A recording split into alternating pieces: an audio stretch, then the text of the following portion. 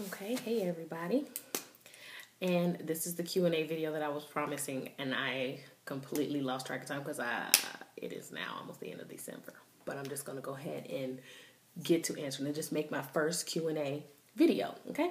Yes, the first question I'll answer. Yes, there's a tutorial on this look. It is called Winter Mermaid, so check it out. I'm going to answer a few questions that I get a lot in video comments, and then I'm going to answer it because I actually had one. I have some questions from an email, and then some I just feel like I just want to answer, So let me get started. Okay, I'm going to start about my hair. Question 1. Are you natural? I am absolutely natural. Yes, I am. I've been natural since I was 18. I was not natural from about 13 to 16, 14 to 18. I'll just say 14 to 18.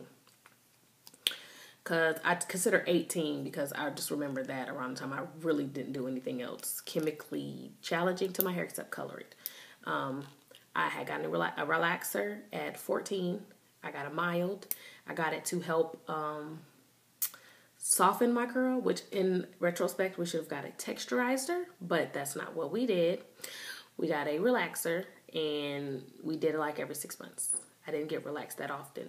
But I personally really wanted a relaxer, and my mom told me no.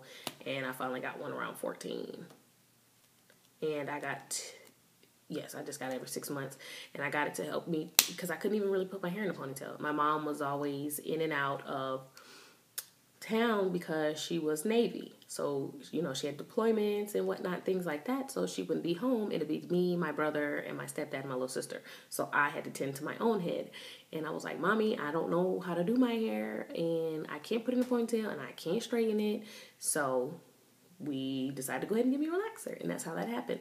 And with that relaxer at the age of, I got it at 13. Because 14, that's what happened. 13, I got it. Around the time I was 14, I had to cut my hair because my mom was on deployment. And because I had a relaxer and all I knew how to do to my hair was ponytail it, my hair broke off because I kept it in a ponytail. And my hair didn't curl the same because it was relaxed also. And I always brushed it and pulled it in such a tight ponytail to try and keep it tame that there was no curls really. So it was a mixture of relaxer, ponytail, and heat damage that my hair was breaking off. So I had to cut my hair like this short. And yeah, that was like 14. What? That was 8th grade, whatever 8th grade is. And then by the time I was in 9th grade, actually like a year, it had grown back to my shoulders. It was like right here. So, and from that point, I just got it. I still only got it every 6 months, but I learned to take care of my hair. I learned to actually wear my hair down, and I wore it wrapped and all that. So sorry for that long answer, but that's my hair journey, the beginning of my hair journey in a nutshell. Am I mixed? Or what is my ethnicity? I feel like I've answered this before, but I'll answer it again. I consider myself to be African American. My mother is African American. I'm not aware of what my father is. He could be African American, but I also feel that he may be mixed with something possibly Spanish, because that's what it seems to me to be. Let me see. But as of right now, I consider myself African American. And what else? Because that was the other one. Someone asked about hair routine. I do have videos that have my hair routines as whatever length it was and whatever style it was. So please check the playlist for any hair related things. And if in any of those videos you don't find what you're looking for, then ask, okay? Because I can't keep answering the same question over and over about my hair routine. I shampoo and condition when it's straightened once a week, maybe once every other week. When it's curly, possibly every 3 to 4 days. That's my normal routine there when it comes to washing my hair. Here goes other questions. And the other ones I'll think of in a second because I can't right now. Okay, so I got a question. How did you start freelance? It's funny. I'm going to tell you my whole makeup story. I did not really begin to wear makeup until I was nearly 21. And this was due to the fact that I was pregnant and having a boy, and I was in hair school, and I started to learn techniques, but also because I felt like I'm a mommy now with a boy, I need to be a little girlier. And so it kind of worked that way. But the ultimate reason was because I came home from school one day and my husband liked my makeup. So it was like, oh, okay. And so that's what happened. But it was about 21. How did I start freelancing? I was about 24. So I had a few years of just, working on it myself, YouTubing, stuff like that. And because my husband's cousin was getting married, she asked me to do her makeup for her wedding, which turned into me doing the whole bridal party. And that was with a small kit, like, those caboodles, like the silver ones that be at like Target, just plain silver. I had one of those filled with everything that I had.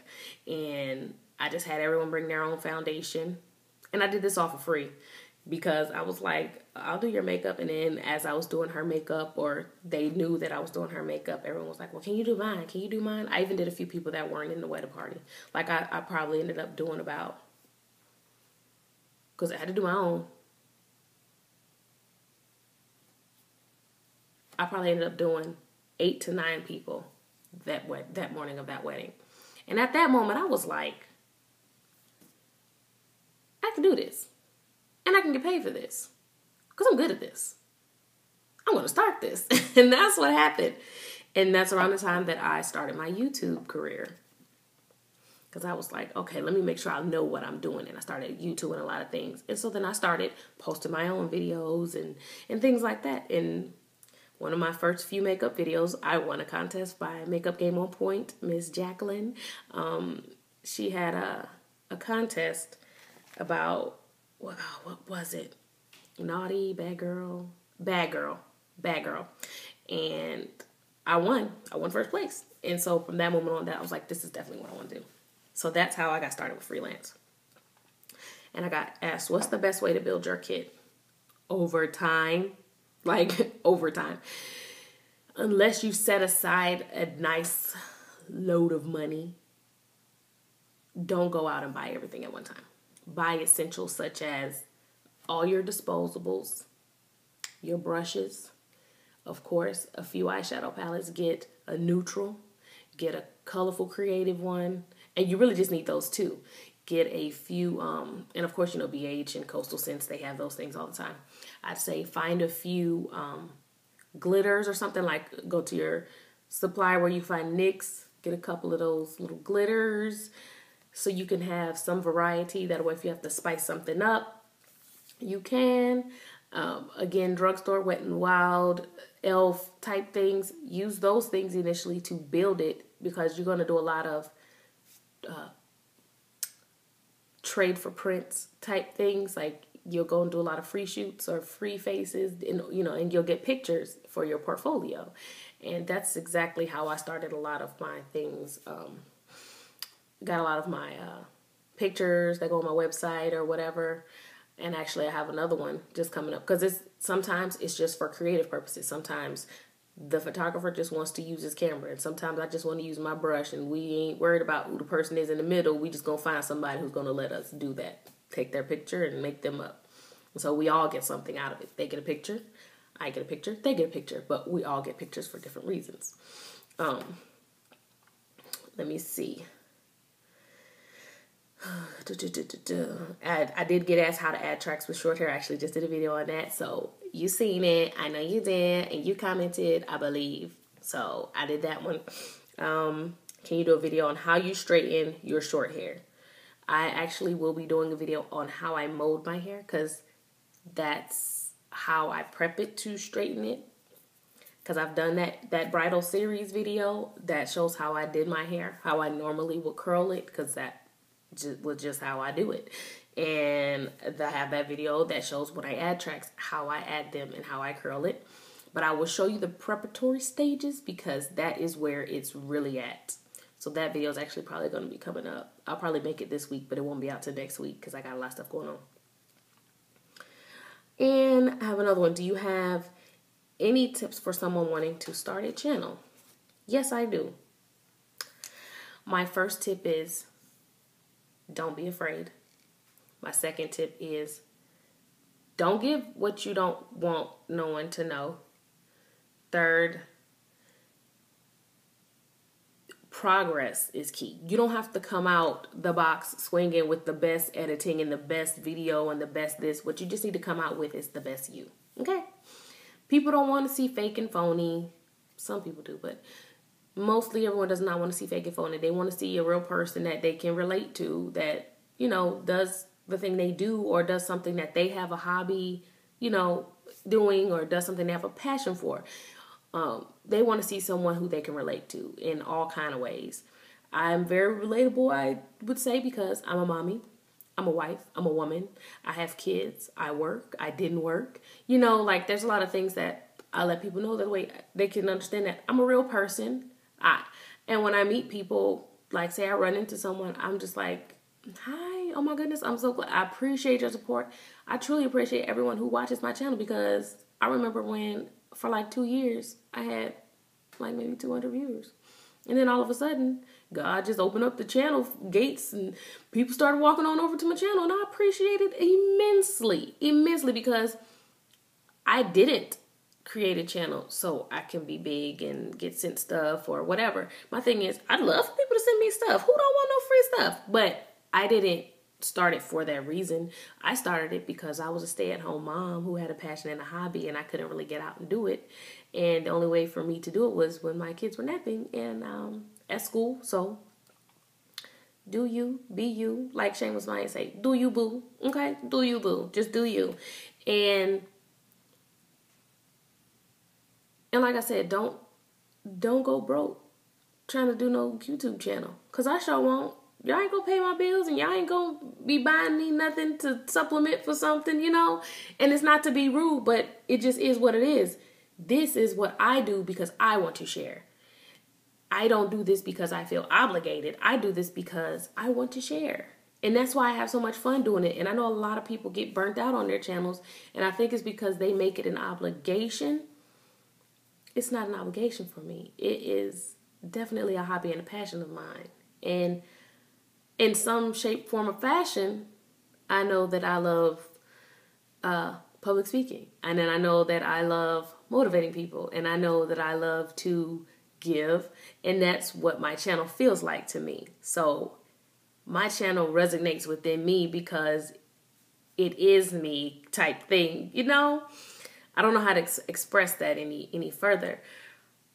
But enjoy it. And if you started and you don't like it, then oh well. And if, you know, the thing is, you never know unless you try. A few other questions. What was it? I'll just give you a little bit. I don't know. I love being a wife and mommy. I've been married to my husband going on 8 years this upcoming May. I've actually known him for 10. I met him when I was 16 years old. And I absolutely cherish the day that we met, even though we broke up after a year of dating. Things were better after that. And I also, I'm going to be very real. Y'all gonna be like, where did this come from? But for some reason, I feel like somebody needs to know, marriage ain't easy. We just love each other, and we really take our vows seriously because, first off, we're stubborn, and neither one of us likes to lose. And then secondly, we put God in our marriage, and God is the one that we made our commitment to, and we're not trying to let him down on no technicalities, okay? So we decided that we're going to be married regardless, and we're going to love each other because there's no other way for us to do that. I mean, you have to love each other, and we love each other. I know that he's not on my vlogs. That's what it was, because no, my husband doesn't like to vlog. And I know that a lot of couples that do their vlogging thing, and, you know, everyone finds so much enjoyment in that. But that's not who my husband is. He doesn't enjoy things like this. It's not his forte. And I don't force him to, because I love him and I understand him and I respect him. There are times that he may pop up in there for a few seconds, but that's all y'all gonna get. Like, he is not down for it. And it's not that he doesn't support me. And it's not that he doesn't support my channel, because he absolutely does. He gives me half of the ideas that I have. But he just chooses to be in the background. And I enjoy that because I am someone who likes to be in the front. I am very much a boss, okay? So I thank you guys for staying tuned. Email me the questions, and I'll be here next month with the same thing. Love you guys. Bye.